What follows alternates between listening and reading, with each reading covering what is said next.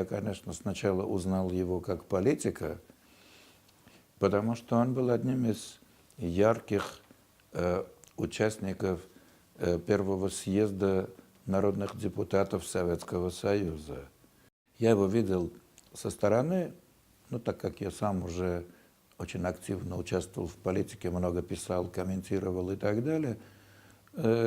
И, конечно же, меня интересовала судьба вот всех этих республик в силу определенных обстоятельств, потому что была карабахская проблема, а уже Абхазия, Южная Осетия, Приднестровье, они, конечно, оказались в одном ряду. Я знал Владислава как известного историка, востоковеда, человека с академическим образованием, но познакомился с ним уже, когда он был президентом, уже президентом Абхазии. Он говорит, ну что, сейчас мы руки помоем, сядем за стол и серьезно поговорим. Я понимал, что люди борются фактически за недостижимое, потому что в тот период трудно было представить, что вот это невозможное может стать возможным. Даже то, что потом произошло в 2008 году, еще в 2007 году я точно знал, что это невозможно. Во время встречи мы обсуждали сложившуюся ситуацию, и, конечно, он говорил о тех трудностях, с которыми приходится сталкиваться, о том, что российская сторона, конечно, в значительной степени участвует в блокаде и в удушении Абхазии. Был такой период при Борисе Николаевиче Ельцине после распада Советского Союза.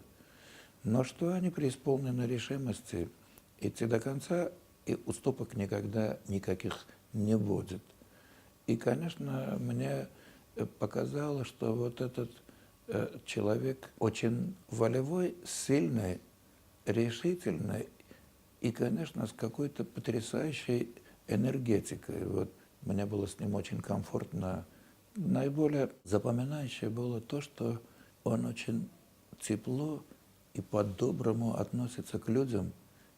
Он, я бы сказал так, у меня было ощущение от него, как будто, это не очень, может быть, такое, я сейчас использую слово, как будто он, встречаясь с людьми, которые ему нравятся или которые ему кажутся важны, там нужны, как будто он их вербует. Вот, или перевод, как говорят иначе, он в свою веру вот, переводит людей, объясняя им, почему он свою жизнь, свою энергию, свои силы вот, посвящает вот какому-то такому очень важному и нужному значит, делу.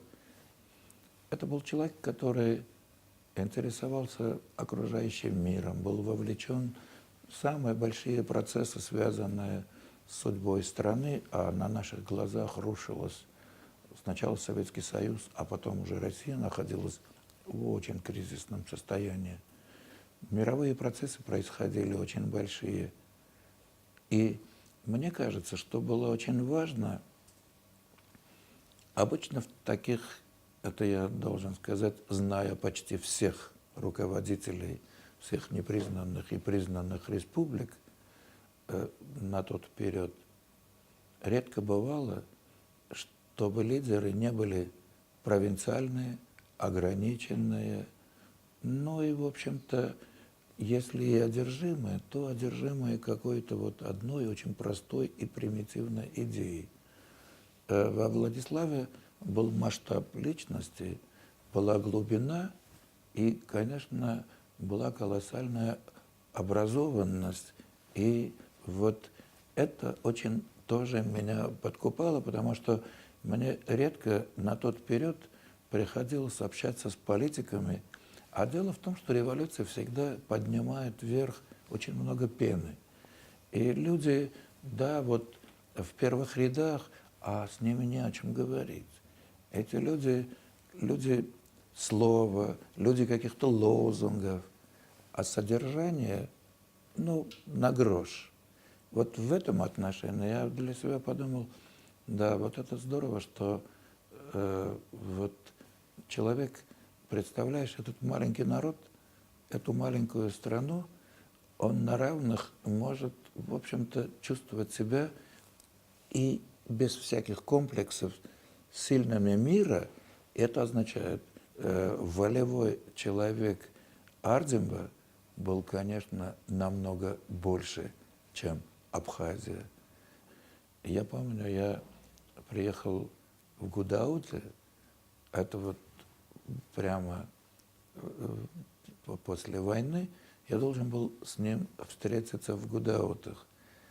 И потом вот вышли и мне сказали, вы знаете, он очень извиняется, просто по определенным причинам он попросил, чтобы вот вами будут заниматься вот все, кто здесь есть, но только вот лично по каким-то причинам, но без обид. Ну, я понял, что, видимо, и у меня вот осталось такое, как мне показалось, что у нас как-то незавершенное, как бы вот эти отношения, и они были, ну вот мне просто передали, что вот очень люблю, уважаю там и так далее, но, к сожалению, вот лично не могу. Я очень жалею, что мне не удалось так попрощаться хотя бы с ним в этом отношении.